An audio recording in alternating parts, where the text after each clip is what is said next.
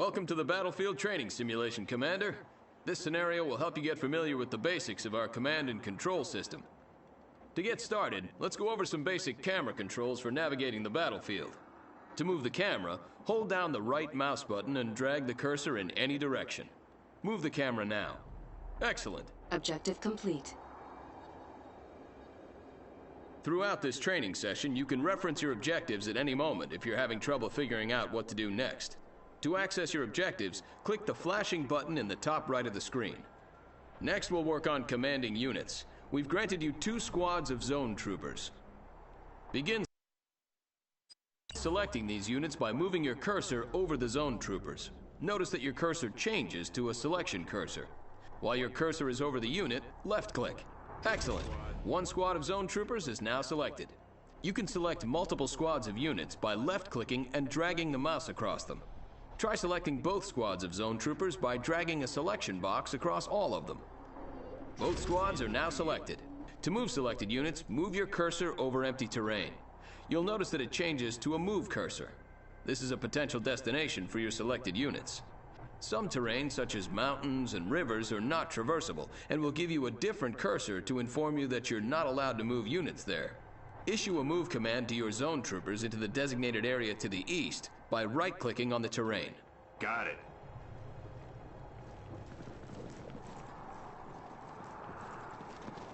Good work. Your troops are moving out. This is the shooting range. Time for some target practice. If your zone troopers are still selected, right-click on the targets downrange and the zone troopers will fire on them. If your troops aren't selected, drag a box around the whole group and then open fire. Destroy all of the targets. All targets are destroyed. Excellent work, Commander. Notice that one of your zone trooper squads has a special symbol hovering above it when it is selected. This squad is now a veteran squad. There are 3 levels of veterancy. As squads rank up, they deal more damage and become less vulnerable to enemy attacks. Now move your zone troopers over to this damaged building. Order your men to destroy the structure. Take.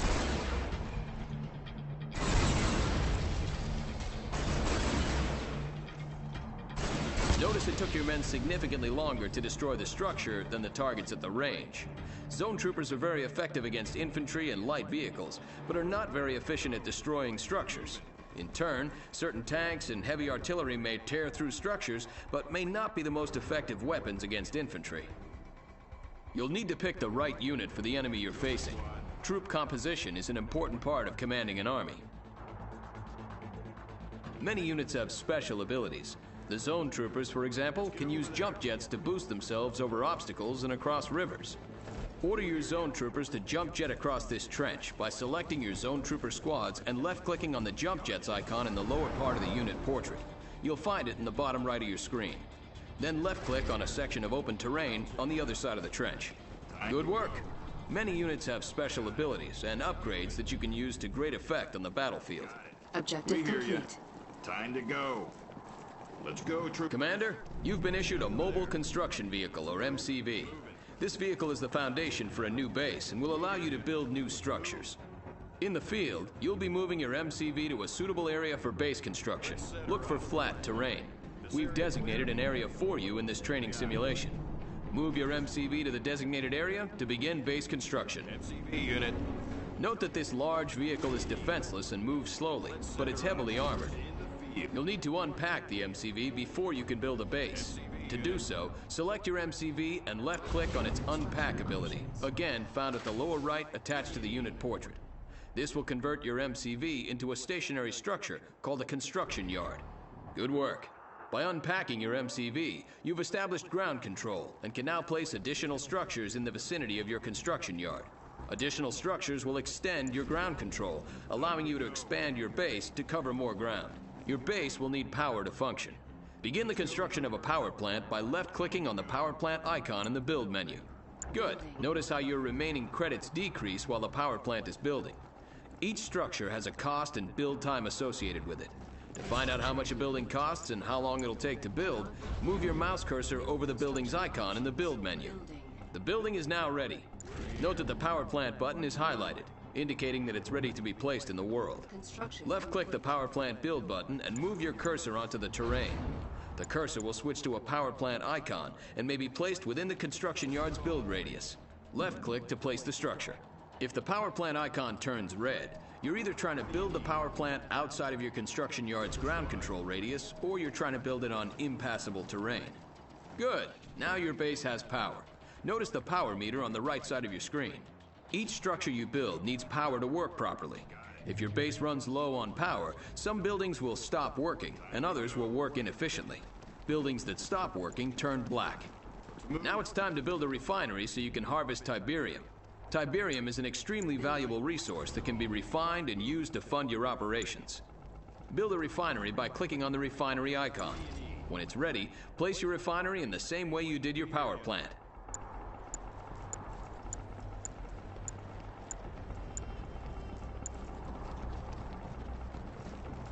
Construction complete. New construction options. Excellent. Note that the harvester unit automatically begins to seek out and collect Tiberium. Once the harvester has reached capacity, it'll return and unload its Tiberium for processing. You'll get credits when this happens. With your economy established now and power available, you can begin to build production structures. That's right. A barracks will allow you to train infantry. Build a barracks and place it on the terrain just like you did with your power plant and refinery. We're here. That's Construction right. complete. Let's go, troopers. Time to go. Call. Cannot deploy here. New construction options. Training. Good work. Now you can start building an army. To access the list of infantry units that you can train, either select the barracks or click on the Unit Production tab now. You always have the option to click directly on the structure, or simply use the tabs on the interface in the upper right. Click on the Rifleman Squad icon to train a squad of GDI riflemen. Click on the unit multiple times and you'll train multiple squads. Train 3 squads of riflemen. Construction complete. Rifle squad ready. You can pause production of a unit or structure by right-clicking on its icon while it's being built. If you left-click on a paused unit or structure, production will resume. If you right-click on a paused unit or structure, production will be canceled, and any credits spent will be refunded. Good work, Commander. You've managed to build a base and train a small force of infantry. Now you'll fight a mock battle against another commander. He will command the red team, and you will command the blue team. Ready. Objective complete. Rifle squad ready. The red team may attack at any moment. Before they do, garrison your riflemen inside this abandoned building. To garrison the building, select your squads and right-click on the abandoned building to send them in. Your units are now taking advantage of cover inside the building. While garrisoned, your troops can still fire out, but are protected from enemy fire. Note that if the structure becomes severely damaged, your troops will be ejected. Rifle squad ready. Here comes the red team. Enemy unit sighted. Tiberium exposure detected. Rifle squad ready. Unit You've successfully defeated the red team's strike force. To clear the garrison building, select the building and click on the Evacuate All button.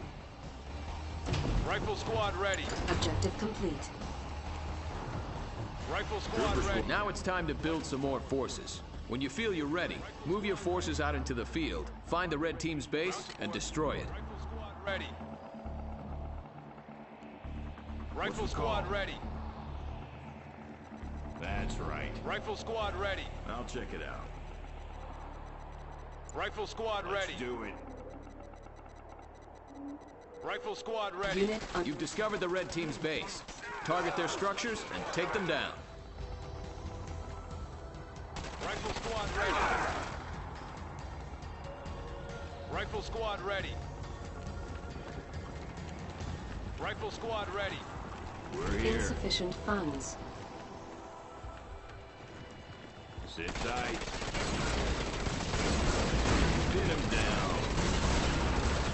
Keep him coming. Rifle squad ready. We got this one. Take him. Rifle squad ready. Objective complete. Rifle squad ready. Great job, Commander.